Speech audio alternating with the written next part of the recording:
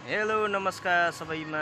अहिले हामी इटैली बजारमा छौँ र आज हाम्रो यात्रा धनकुटा जिल्लाको भेडाटारसम्म हुनेछ र भेडाटारको लोकप्रिय र धार्मिक आस्थाले भरिएको सानो पाथिभरा मन्दिरको दर्शनको लागि जाँदैछौँ। हाम्रो यात्रा यहीँबाट हुनेछ।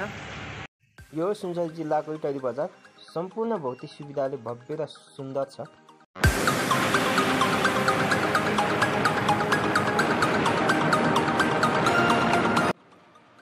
हामी इटैलीबाट तरातर्फ लाग्यौँ। आज मौसम एकदम खराब छ, दिन धुम्मिएको छ।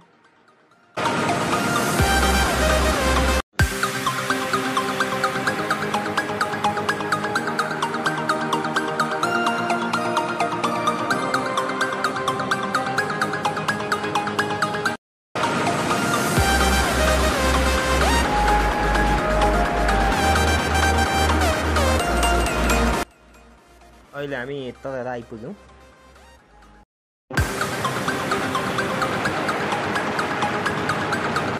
हामी अहिले तराहरूलाई बिदा गरेर धरानको जङ्गलको बाटो लाग्दैछौँ।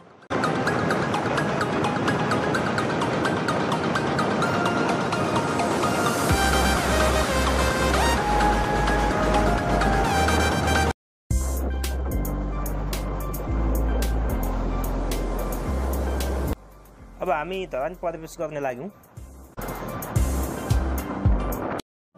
पहाडको फेदमा अवस्थित यो सहर पहिले लाहुरेको सहर भनेर चिनिन्थ्यो।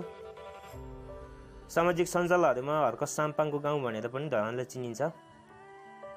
धरानको खानेपानीको समस्यालाई मुख्य मुद्दा बनाएर उठेका स्वतन्त्र उम्मेदवार हर्क साम्पाङले 2079 वैशाखको स्थानीय तहको चुनावमा धरान उपमहानगरपालिकाको मेयर जितेका हुन्। यस बजारको बिचमा छ धरान बजारको पहिचान घण्टाघर। अहिले हामी धरानको भानुचोक आइपुग्यौँ। धरान पूर्वको सुन्दर सहर मध्येमा पर्दछ। घोपा क्याम्प भनेर चिनिने बिपी कोइरालाको स्वास्थ्य विज्ञान प्रतिष्ठान यही धरानमै अवस्थित छ। यहाँ मठ मन्दिर र घुम्न लायक ठाउँहरू पनि थुप्रै रहेको छ। दन्तकाली, बुटा सुब्बा, पिण्डेश्वरी, विष्णुपादुका, चिन्जो डाँडा, धरान भ्यू पोइन्ट, ओसो पार्क, शिवजट्टा जस्ता थुप्रै ठाउँहरू रहेको छ। धरानबाट हामी उकालो लाग्यौँ भेडाटारतर्फ।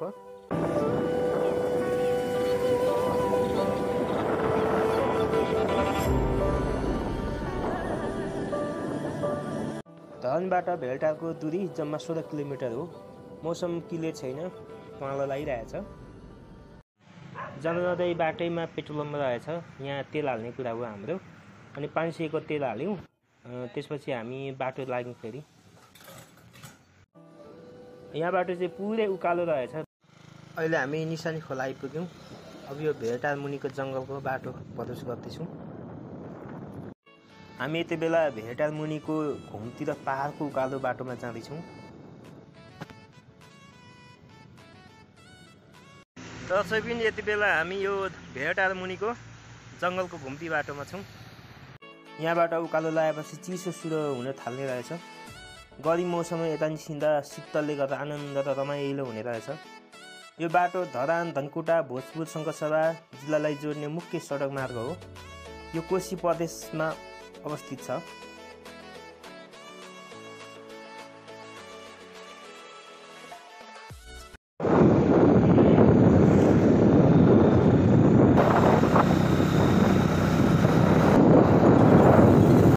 अब हामी सुनसरी जिल्लालाई बिदा गरेर धनकुटाको भेडाटार प्रवेश गर्दैछौँ।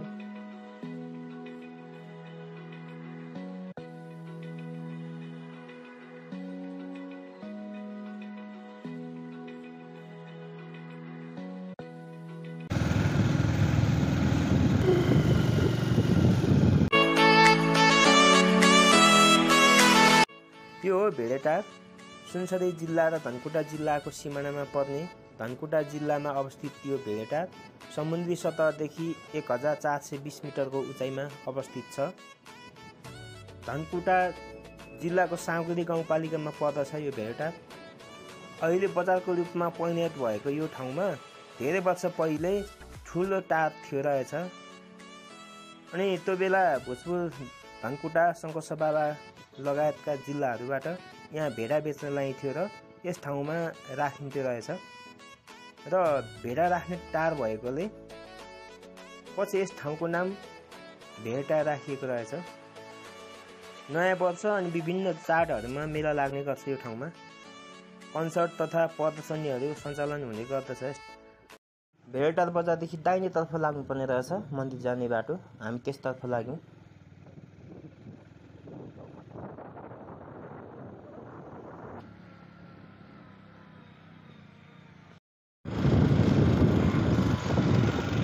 टावर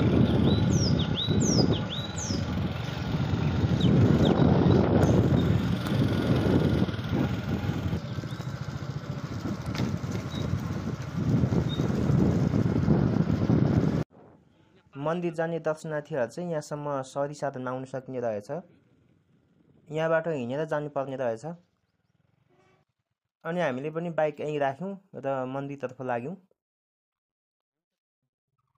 दर्शनीय यति बेला हामी यो सानो पाथिभरा जाने मन्दिरको जाने गेटको अगाडि आइपुग्यौँ। यहाँनिर गाडीहरू राखेर चाहिँ जानुपर्ने रहेछ। नजिकै रहेछ, यहाँको स्थानीयले भनिरहनु भएको छ।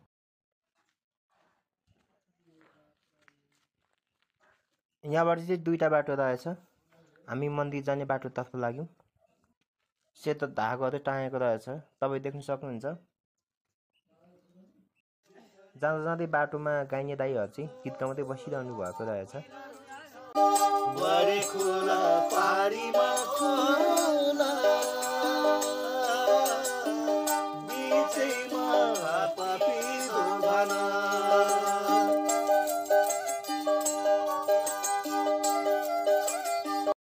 साथीलाई पनि रमाइलो लागेको छ गाह्रै। उसले पनि सारङ्गी एकछिन बजाएर साथ दियो।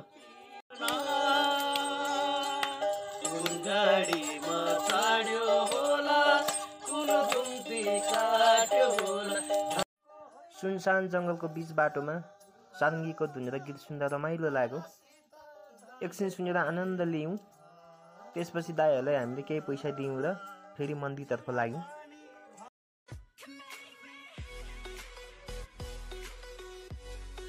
दिवंगत हुनुभएको नाममा होला सायद यहाँ एउटा पार्टी बनाइदिनु भएको रहेछ। एकछिन बसेर आराम गऱ्यौँ। हामी पैदल हिँडिरहेका छौँ। यो चाहिँ गुराँसको रुख हो। यो चाहिँ गुराँसको रुख हो। देख्न सक्नुहुन्छ जङ्गलै बाँझो छ।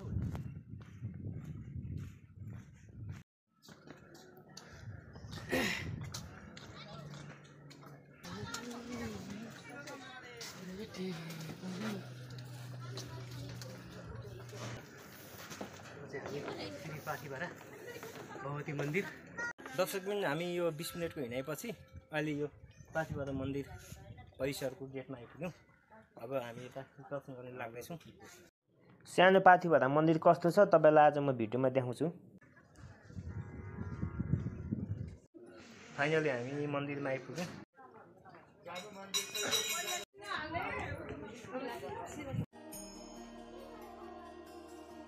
धेरै टाढाबाट करिब 20-25 मिनटको पैदल दूरीमा अवस्थित यो सानो पाथिभरा मन्दिरमा दैनिक दर्शनार्थीहरू आउँदो रहेछन्।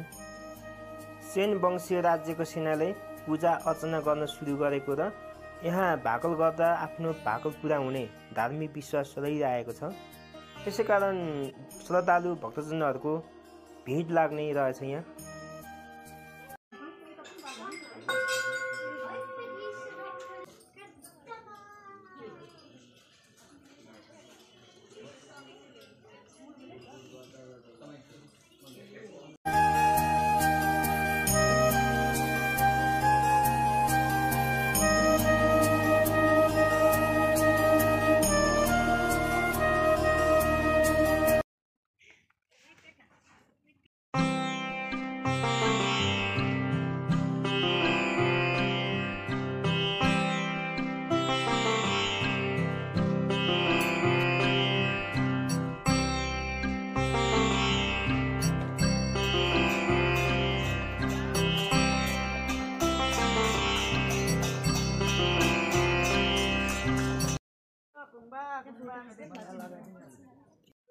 पुजारी बाजेबाट टिका पनि लगाइयो।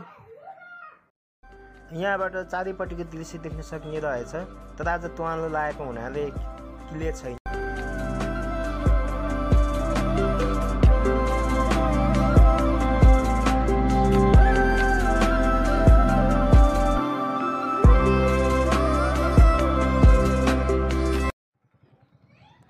पाथी भराको दर्शन गरिसकेपछि हामी फर्क्यौँ।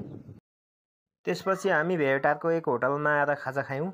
थुक्पा निकै स्वादिलो रहेछ। हामी चाहिँ अहिले भेटारको होटलमा छौँ, खाजा खानु लागेका छौँ। स्थानीय स्तरमा उत्पादन गरेको धनकुटे बिस्कुट पाइँदो रहेछ यहाँ। कोसीले लाने दुवैजनाले किन्यौँ। यो धनकुटे बिस्कुट हो, कति अरे यो? 50 रुपियाँ हो। हुन्छ एउटा दिनु न मलाई। यो चाहिँ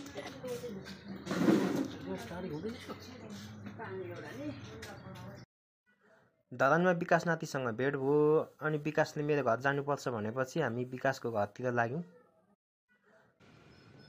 विकासको तरकारी भएको कारण विकास र म चाहिँ अटोमा चढ्यौँ अनि गोपाल चाहिँ पछि पछि बाइकमा आउँदै।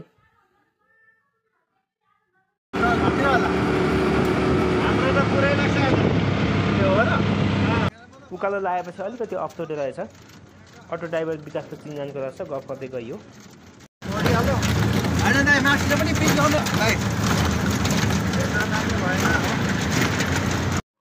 15-20 मिनटको यात्रापछि पत्रङबारी आइयो। पत्रङबारी निकै राम्रो रहेछ।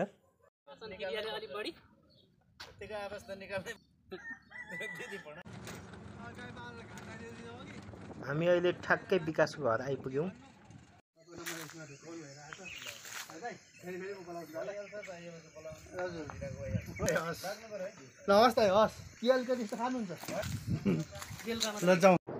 त्यसपछि हामी धरानको धार्मिक स्थलहरू घुम्दै जाने योजना बनायौँ र त्यसतर्फ लाग्यौँ।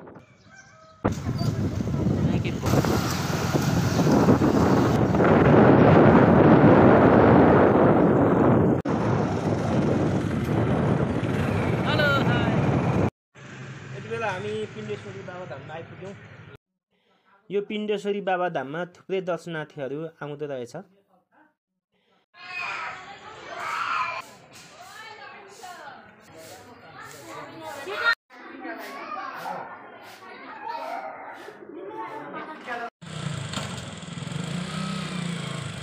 पिण्डेश्वरीको दर्शनपछि हामी बुढा सुब्बातिर लाग्यौँ।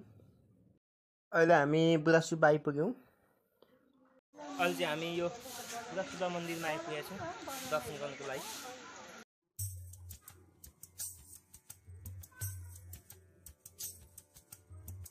यहाँको बासमा प्रेमी प्रेमिकाको नाम लेख्दा वा धागो बाँधिदिँदा प्रेम सफल हुन्छ भन्ने धार्मिक विश्वास रहिआएको रहेछ। अनि इतिहासकार इमान सिंह चेम्जोङको भनाइअनुसार पृथ्वीनारायण शाहले पल्लो किराँत क्षेत्र एकीकरण गर्दा यहाँको लिम्बू राजालाई मारेको हुनाले यो उहाँको समाधि स्थल हो भन्ने भनाइ छ। र सुब्बा दाजु बहिनीले सिकारी खेल्दा फुलेलीले हानेको मटेङ्ग्राले बाँसको टुप्पोमा लागेपछि बाँस नबढेर सुब्बाले यहीँ ध्यान गरेर बाँस बसेको भन्ने भनाइ पनि छ।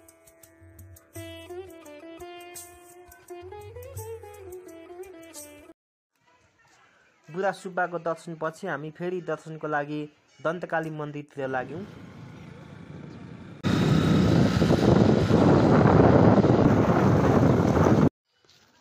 हामी अहिले ठ्याक्कै दन्तकाली मन्दिर आइपुग्यौँ। दर्शकबिन अहिले चाहिँ हामी यो दन्तकाली मन्दिरमा आइपुग्यौँ दर्शनको लागि। धरान विजयपुर डाँडाको मध्य भागमा अवस्थित यो दन्तकाली मन्दिर भगवान शिवले सतीदेवीको मृत शरीर बोकेर हिँड्दा सतीदेवीको दाँत यहाँ झरेर पतन भएको हुनाले यस दन्तकाली मन्दिर स्थापना गरिएको भन्ने स्थानीयहरूको भनाइ छ। यस मन्दिरमा तीज र स्वस्थानी पूर्णिमा तिथिमा मेला लाग्ने गर्छ।